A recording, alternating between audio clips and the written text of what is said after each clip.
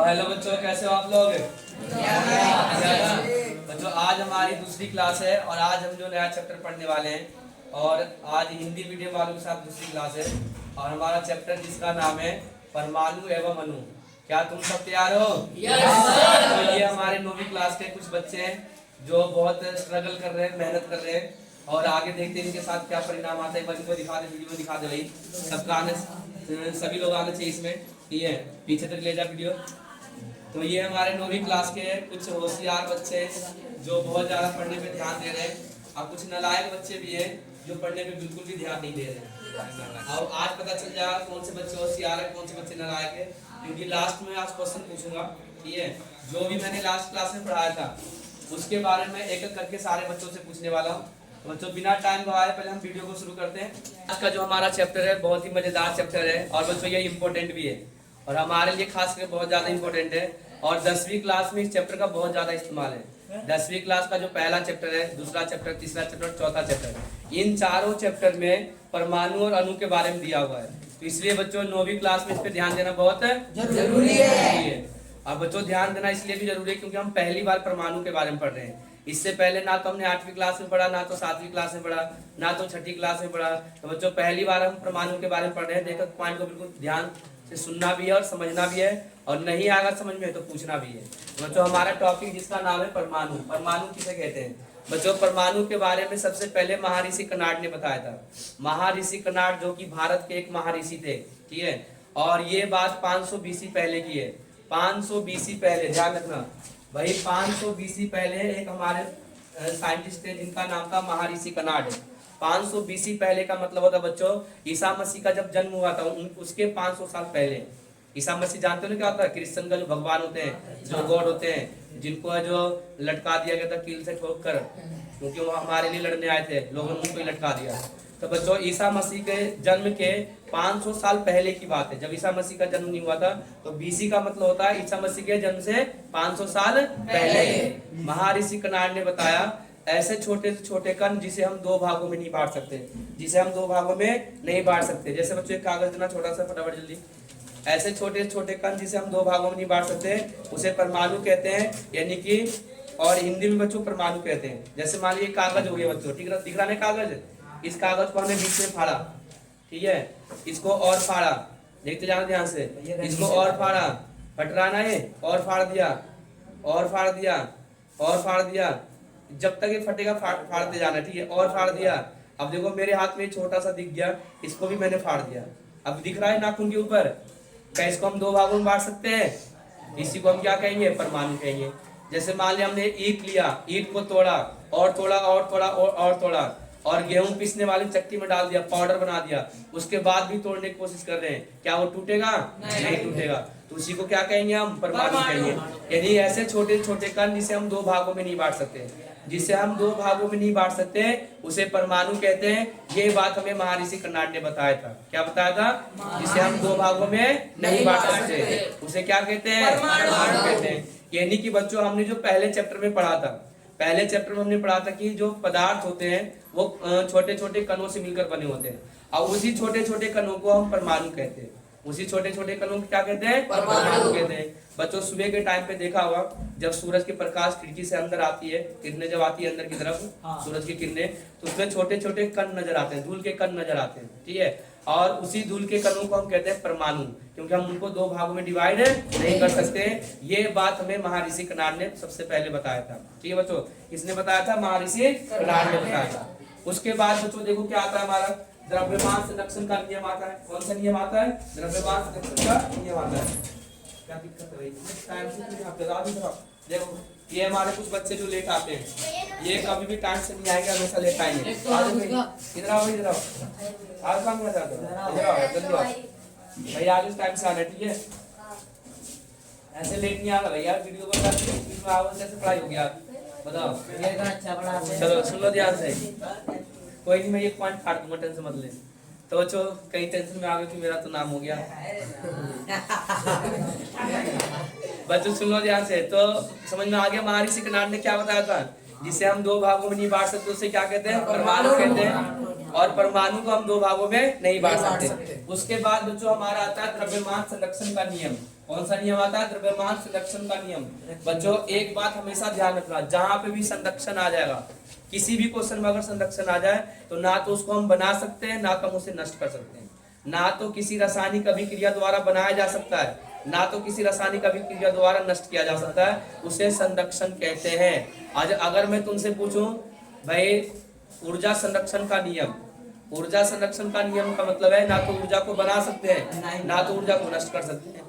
जहां भी संरक्षण वर्ड आ जाएगा तो ना तो उसको हम बना सकते हैं, ना तो उसे हम नष्ट कर सकते हैं। तो इसी तरीके से द्रव्यमान संरक्षण का नियम है। इस नियम के अनुसार किसी भी रासायनिक अभिक्रिया द्वारा, किसी भी रासायनिक अभिक्रिया द्वारा द्रव्यमान को ना तो बनाया जा सकता है, ना तो नष्ट किया जा सकता है।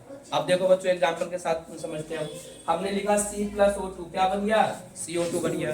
C का मतलब क्या होता है? कार्बन होता है। O का मतलब क्या होता है? ऑक्सीजन होता है। इससे बन गया हमारा CO2 यानी कार्बन डाइऑक्साइड। बच्चों इस चैप्टर में 20 एलिमेंट का नाम याद करवाऊंगा, जैसे कि मैंने पहले चैप्टर में भी याद करवाया था तुम लोगों को, और ये बताया था कि आगे काम आएगा। तो बच्चों यहाँ से ही काम आएगा जो 20 एलिमेंट का नाम है। यहाँ पे कोई है जिसे 20 एलिमेंट का नाम याद है? क्या कोई बता सकता है? कोई नहीं है बच्चों? क्या पढ़ने पे ध्यान नहीं दे रहे हो तुम? अगर कोई बता सकता तो बच्चों खड़े हो जाओ, मैं उससे 20 एलिमेंट का नाम पूछना चाहता हूँ। चलो सुना भाई, नाम क्या है भाई तुम्हारा? अनुज को याद है बच्चों? अनुज बताना 20 एलिमेंट का नाम, जल्दी जल्दी बता दो फटाफट, तेज बोलना थोड़ा।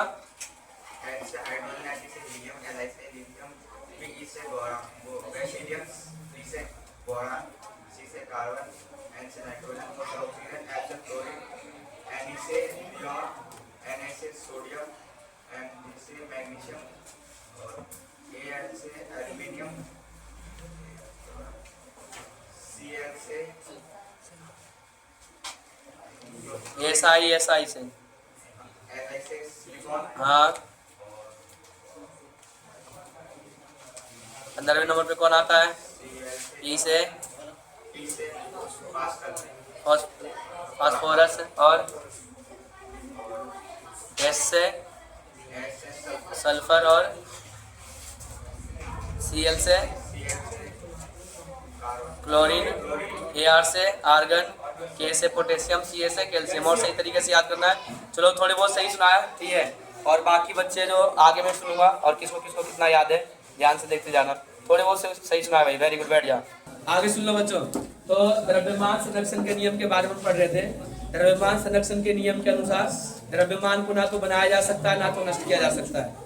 द्रव्यमान को ना तो बना सकते हैं, ना तो नष्ट कर सकते हैं। तो बच्चों उसी का एग्जांपल हम यहाँ पे देख रहे हैं। बच्चों C+O2 बन गया हमारा CO2, कार्बन डाइऑक्साइड बन गया। क्या बन गया हमारा? Carbon dioxide. अब देखो ध्यान से बच्चों, कार्बन के परमाणु द्रव्यमान 12 होता है, ये याद करना पड़ेगा। ये मैं आज ही याद करवाऊंगा। किसका द्रव्यमान कितना होता है? कार्बन का कितना होता है, क्लोरीन का कितना होता है, और बच्चों एल्युमिनियम का कितना होता है। इन सब के परमाणु द्रव्यमान अभी याद करवाऊंगा, ठीक है। अभी फिलहाल ये समझना है, कार्बन के परमाणु द्रव्यमान 12 होता है, ऑक्सीजन का परमाणु द्रव्यमान 16 होता है। अब देखो बच्चों C+O2, C हमारा कितना दिया है? 12 दिया है, प्लस को प्लस दे दिया, O हमारा कितना दिया है? 16 दिया है, 2 ऑक्सीजन है, 2 से गुना कर दिया। अब इस तरफ क्या दिया हमारा? CO2 दिया हुआ है। C कितना दिया हमारा? 12 दिया है, प्लस का साइन दिया, O हमारा 16 दिया, इनटू में 2 कर दिया। बच्चों 12 को 12 लिखेंगे, 16 दूनी कितना हो जाएगा? 32 हो जाएगा। 12 को 12 लिखेंगे, 16 दूनी कितना हो जाएगा? 32। भाई 12 प्लस 32 कितना आ जाएगा? 44। 12 प्लस 32 कितना आएगा? 44। क्या बराबर है या नहीं है? दोनों तरफ बराबर है ना बच्चों। तो इसी तरीके से द्रव्यमान को ना तो नष्ट किया जा सकता है और ना तो बनाया जा सकता है। अगर बच्चों दिमाग में याद हो भैया ये संख्या कहाँ से लाएंगे हम, तो संख्या क्वेश्चन पेपर में दिया रहेगा। अगर क्वेश्चन पेपर में आएगा तो बच्चों ये संख्या भी लिखा होगा और ये भी इक्वेशन भी लिखा होगा, समीकरण भी लिखा होगा। बस तुमको प्लस माइनस करके जो सिद्ध करके दिखाना कि बराबर है कि नहीं है। अगर दोनों तरफ परमाणु द्रव्यमान बराबर है, अगर मान लिया दोनों तरफ द्रव्यमान बराबर है तो वो द्रव्यमान संरक्षण का नियम का पालन कर रहा है। अगर दोनों तरफ बराबर नहीं है तो द्रव्यमान संरक्षण का नियम का पालन नहीं कर रहा है। ये ध्यान रखना। एक एग्जांपल और मैं दे रहा हूँ, तुम लोग को बताना क्या ये द्रव्यमान संरक्षण नियम का पालन करता है कि नहीं करता है। बच्चों मैंने यहाँ पे लिखा, ध्यान से देखते जाना, मैंने यहाँ पे लिखा Mg+O2, इससे बन गया हमारा MgO। ध्यान से देखते जाना बच्चों। Mg का परमाणु द्रव्यमान 24 होता है। कितना होता है बच्चों? 24 होता है। और ऑक्सीजन का 16 होता है, अभी हमने पढ़ा था। अब देखो ध्यान से, यहाँ पे हमने लिख दिया 24 प्लस का प्लस दिया, ऑक्सीजन का 16 होता है, 2 ऑक्सीजन 2 से गुना कर देंगे और बच्चों इसके बाद Mg को Mg लिखेंगे और प्लस 16 लिख देंगे। अगर बच्चों यहाँ पे 24 लिखेंगे, 16 दूनी कितना हो जाएगा 32 हो जाएगा। और बच्चों यहाँ पे क्या लिखना है हमें 24 लिखना है और प्लस 16 लिखना है। 32 और 24 कितना होगा बच्चों, जल्दी से बताओ फटाफट। 46 और बच्चों 16 और 24 कितना होता है, 16 और 24 50 कितना था बच्चों, 40 होता है 50। बच्चों ये क्या बराबर है, नहीं है। तो ये द्रव्यमान संरक्षण के नियम का पालन नहीं करता। लेकिन बच्चों ऐसा कोई भी समीकरण नहीं होता जो द्रव्यमान संरक्षण के नियम का पालन ना करे। अगर वो समीकरण है, अगर वो रासायनिक समीकरण है तो द्रव्यमान संरक्षण का नियम का पालन करेगा तभी वो बनेगा, नहीं तो नहीं बनेगा। और द्रव्यमान संरक्षण का नियम का पालन कब होता है, जब दोनों तरफ परमाणु द्रव्यमान सेम होता है, जब दोनों तरफ द्रव्यमान की संख्या सेम हो, जैसे इसमें था। समझ में आ गया ना बच्चों, द्रव्यमान संरक्षण का नियम समझ में आ गया। संरक्षण का मतलब ही होता है ना तो उसको बनाया जा सकता है ना तो उसे नष्ट किया जा सकता है, उसी को हम क्या कहते हैं, संरक्षण कहते हैं। ये वर्ड जो बच्चों दिमाग में बिल्कुल सही तरीके से रख लेना है और कुछ रखने की जरूरत है नहीं है। और बच्चों इंपॉर्टेंट भी है, ध्यान रखना।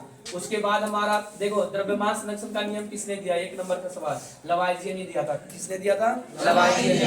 हमें लवाइजिए ने बताया कि द्रव्यमान संरक्षण का नियम क्या होता है, ठीक है। और कब दिया था ये, 1789 में दिया था, ठीक है।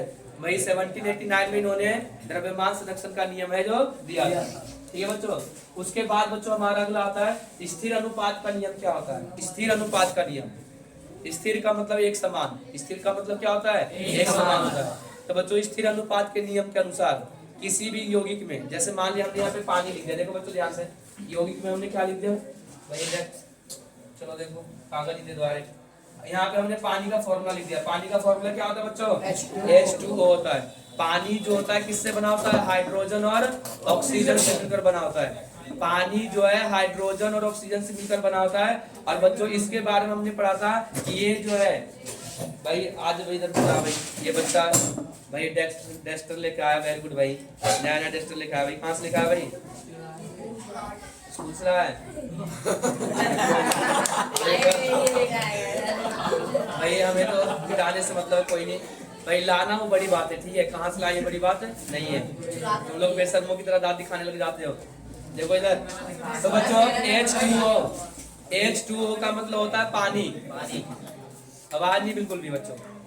H2O का मतलब क्या होता है, पानी। मैंने पहले टर्म में बताया था कि जो पानी है वो हाइड्रोजन और ऑक्सीजन से मिलकर बना होता है। पानी जो होता है हाइड्रोजन और ऑक्सीजन से मिलकर बना होता है। और ये भी एक यौगिक है, ये बात हमने दूसरे चैप्टर में पढ़ा था। यौगिक का मतलब होता है जब 2 या 2 से अधिक तत्व आपस में मिल जाते हैं। जब 2 या 2 से अधिक तत्व आपस में मिल जाते हैं उसे हम यौगिक कहते हैं। तो यहाँ पे कितने तत्व है, 2 तत्व है, तो ये भी एक प्रकार के क्या है, यौगिक है।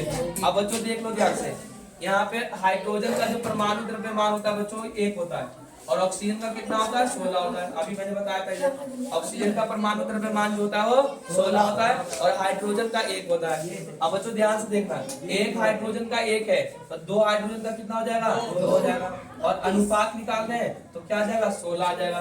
तो बच्चों 2 एकम 2 और 2 8 कितना हो जाएगा, 16 हो जाएगा। 2 एकम 2 और 2 8 16, 1 अनुपात 8 हो जाएगा। कितना हो जाएगा, 1 अनुपात 8 हो जाएगा। यानी कि पानी कोई सा भी क्यों ना हो, नाले का पानी हो, समर का पानी हो, समुद्र का पानी हो, झरने का पानी हो, बारिश का पानी हो या गटर का पानी हो, सबके अंदर हाइड्रोजन और ऑक्सीजन का जो अनुपात होगा 1 अनुपात 8 होगा, तभी वो पानी बनेगा। यही बात हमें बताया गया स्थिर अनुपात के नियम में, ठीक है।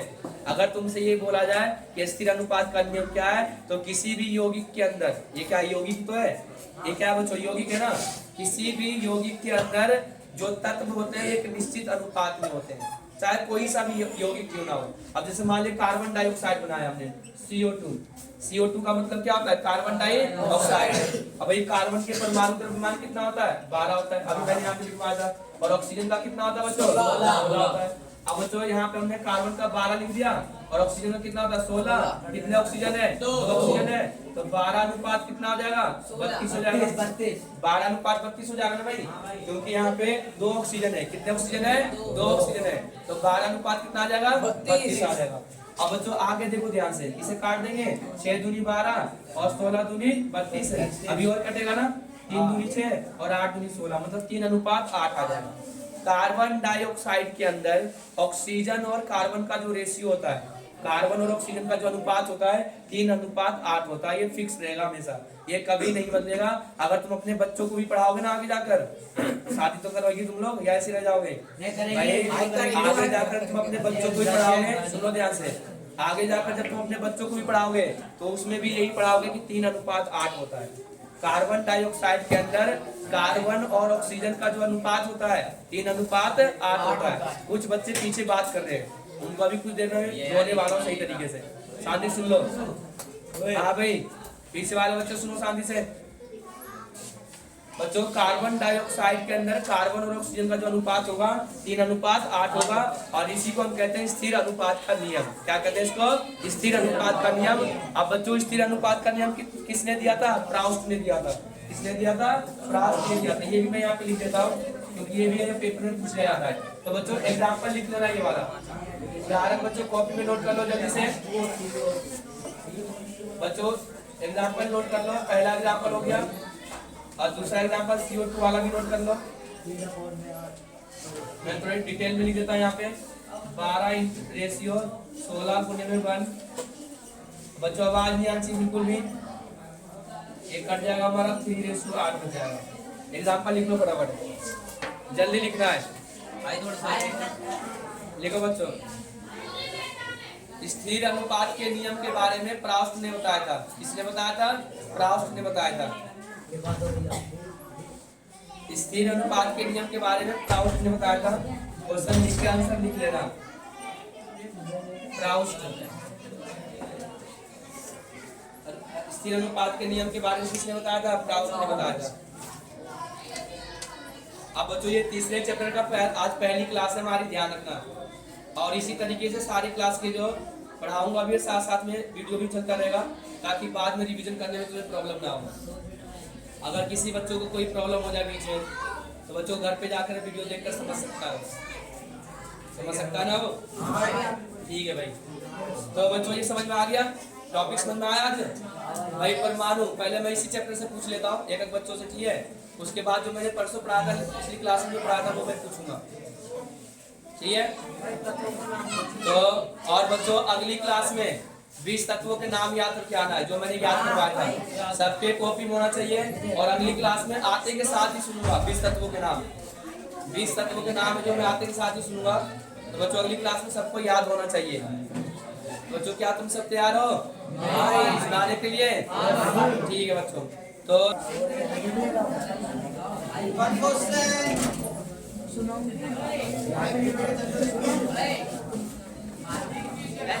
सामने बैठ जाओ। तो भाई तुम लोग तैयार हो ना? तो भाई सबसे पहला क्वेश्चन, आवाज नहीं आना चाहिए बच्चों। हाँ भाई शांत हो जा भैया, पढ़ा रहे हैं। सबसे पहला क्वेश्चन अमन सक्सेना बताएगा। क्या नाम है तेरा? निखिल सक्सेना बताएगा। भाई खड़ा हो जा भाई। पहला क्वेश्चन क्या, ध्यान से सुनना, ठीक है? सबसे पहला क्वेश्चन इसी चैप्टर में से पूछ रहा हूँ। परमाणु किसे कहते हैं, जल्दी बताओ।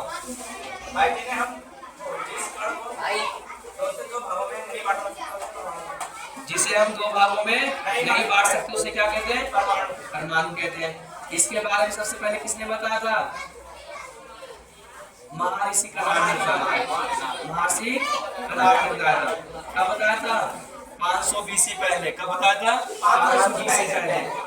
जिसे हम दो भागों में नहीं बांट सकते उसे क्या कहते हैं? परमाणु कहते हैं।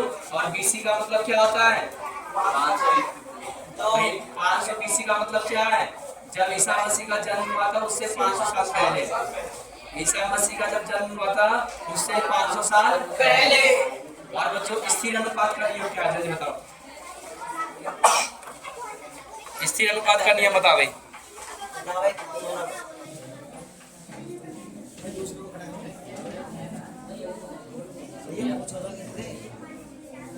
बता भाई जल्दी। भाई ध्यान से सुना कर, ऐसे काम नहीं चलेगा भाई। सामने लिखा हुआ है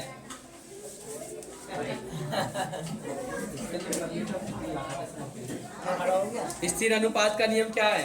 इस नियम के अनुसार किसी भी यौगिक में तत्व एक समान अनुपात के विद्यमान होते हैं।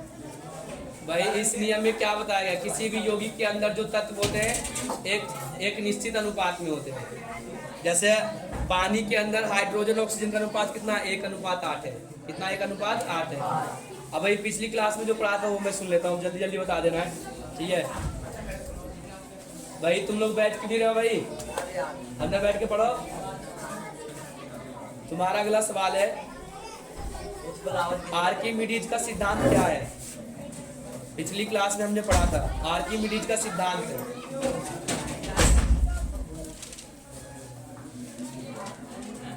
आर्किमिडीज का सिद्धांत क्या है भाई? जल्दी बता। नहीं, पहले वो बताएगा।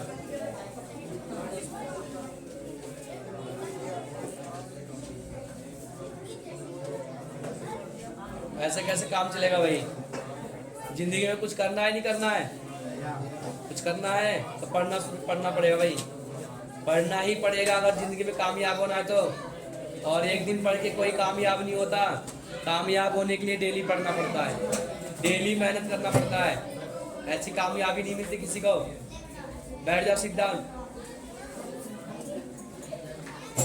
हाँ भाई, ये सुनाने वाला तो खड़ा हो जाए भाई। जब किसी वस्तु को किसी तरल में पूर्ण या आंशिक रूप से डुबाया जाता है और वह वस्तु ऊपर की ओर बल अनुभव करती है, जो वस्तु के द्वारा हटाए गए बाहर के तरल के बराबर होता है। Very good. ये बैठना नहीं भाई, खड़े हो जाओ यार। इस बंदे ने बिल्कुल सही जवाब दिया है।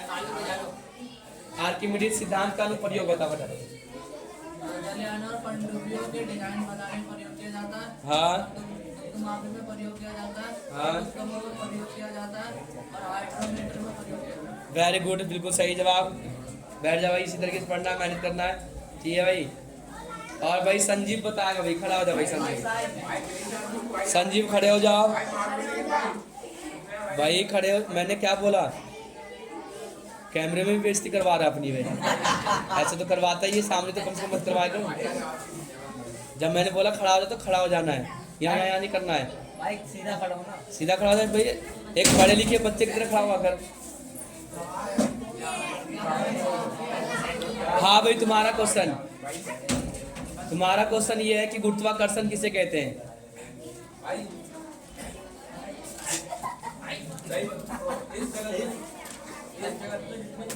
गुरुत्वाकर्षण किसे कहते हैं? बोलो। ये तो मैंने पढ़ाया था भाई। नहीं, गुरुत्वाकर्षण किसे कहते हैं? पृथ्वी एक चुंबक की तरह दिखाई देती है और ये चुंबक की तरह काम करती, दिखाई भी देती है। ये इसको दिखाई भी देने लग गया, देख रहा भाई? सही से पढ़ने पे ध्यान देना भाई। भाई भाई बोलने से कुछ नहीं होने वाला, ठीक है भाई? मैं आया नहीं था, मैं शादी में चला गया था, मैं उसके साथ घूमने चला गया था। गर्लफ्रेंड के साथ तो नहीं जाता घूमने कहीं? मुझे लग रहा हाँ, लग रहा भाई, पढ़ने पे ध्यान नहीं दे रहा तू भाई। जो लड़की के चक्कर में पढ़ेगा वो बर्बाद हो जाएगा। वो क्या हो जाएगा? बर्बाद हो जाएगा। फिर ध्यान दो पढ़ाई पे, अगर जिंदगी में तरक्की करना है तो। बैठ जा भाई और ध्यान देना सही से, ऐसे काम नहीं चलेगा भाई। लल्ला भाई, खड़ा हो जा भाई। लल्ला, हाँ भाई, लल्ला बताएगा भाई। लल्ला, तुम्हारा पहला क्वेश्चन है, परमाणु किसे कहते हैं? और तेज बोलना, तेज। पीछे एक दो बच्चे बातें कर रहे हैं, वो कैमरे में दिख रहा है।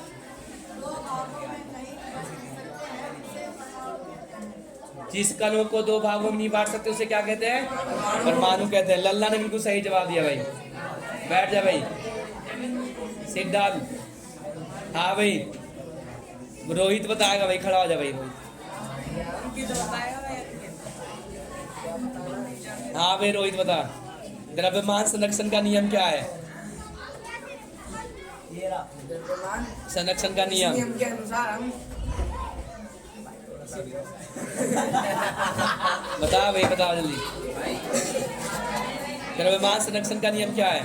इस नियम के अनुसार किसी भी रासायनिक अभिक्रिया के द्वारा द्रव्यमान को सामने देख के बोलना यार, कॉपी रखो नीचे।